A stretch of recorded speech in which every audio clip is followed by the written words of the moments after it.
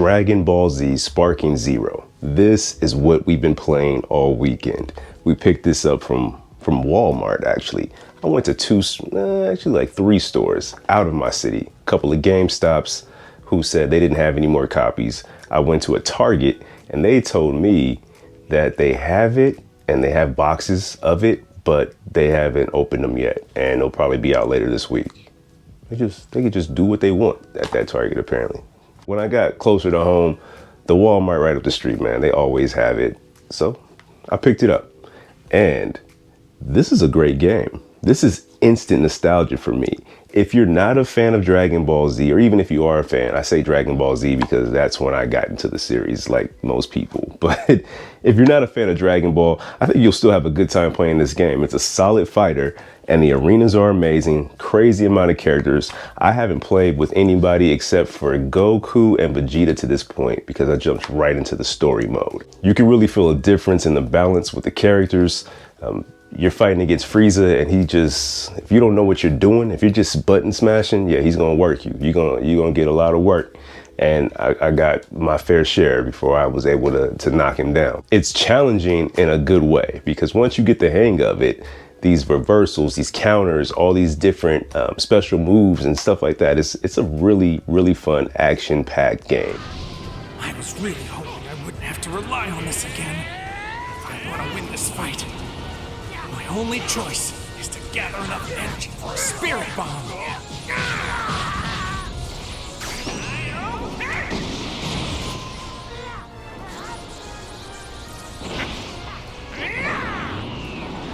All right, let's go.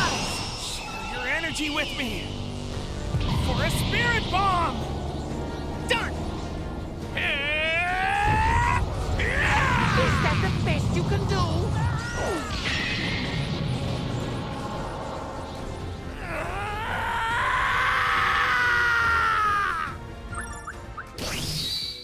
My biggest thing right now is trying to learn how to do different, what am I trying to do? No, not counters.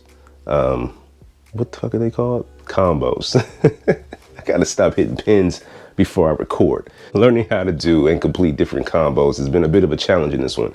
For me, I'm not a fighter. I'm not a fighter game player. I have a bunch of fighting games, but I'm trashing them. I tried to play Injustice with my cousins and I was basically just a punching bag the entire time.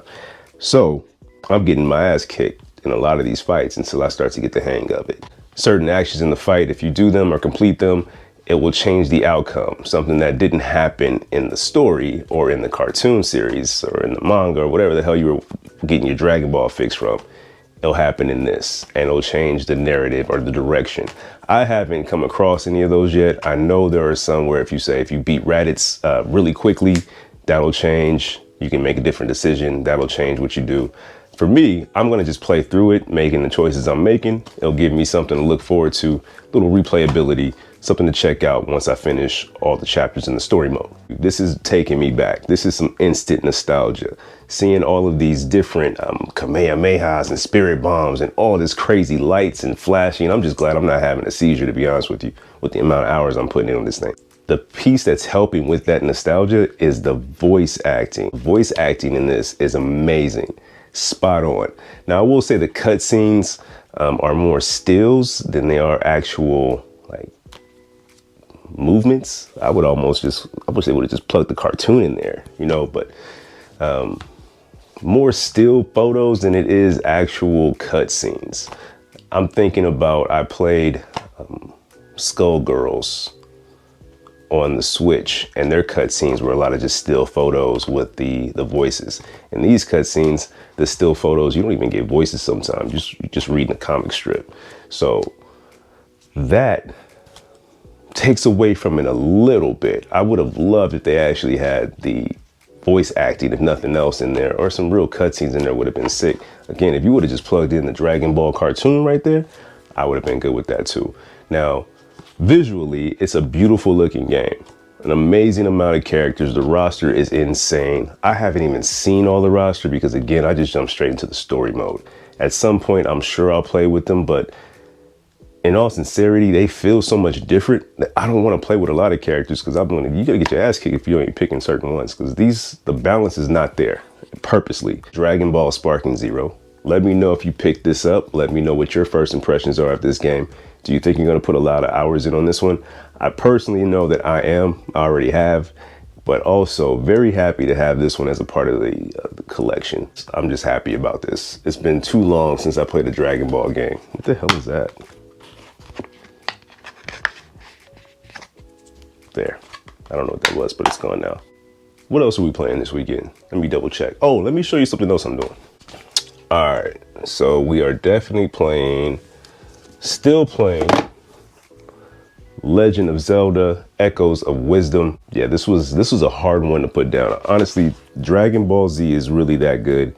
I'm enjoying it that much that I said, okay, I can step away from Zelda for a little bit, but I'm gonna start playing this again right now. Learning all the different echoes, seeing which ones I use, seeing which ones I completely forget about until I need them.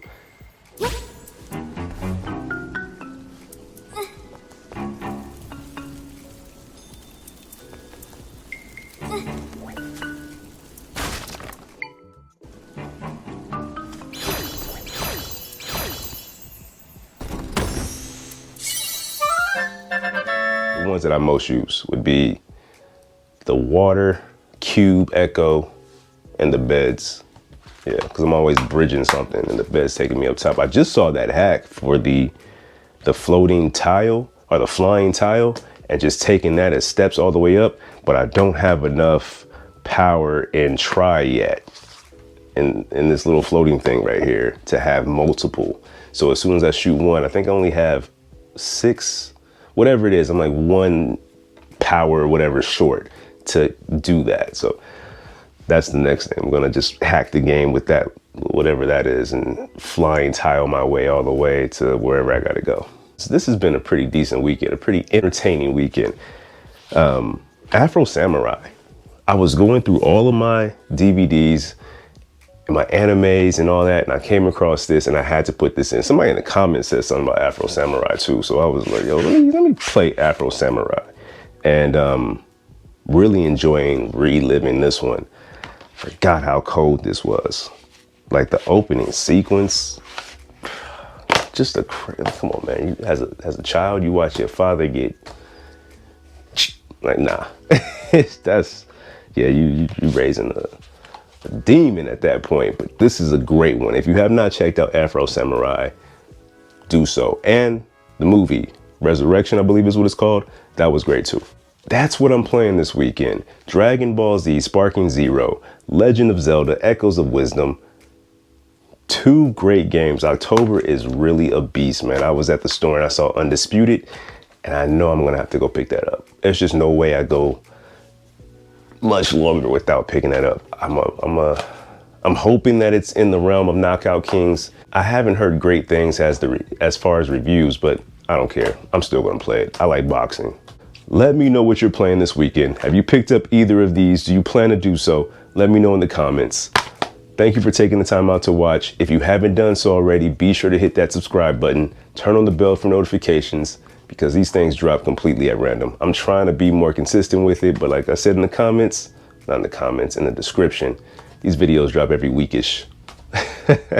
So until next time, go.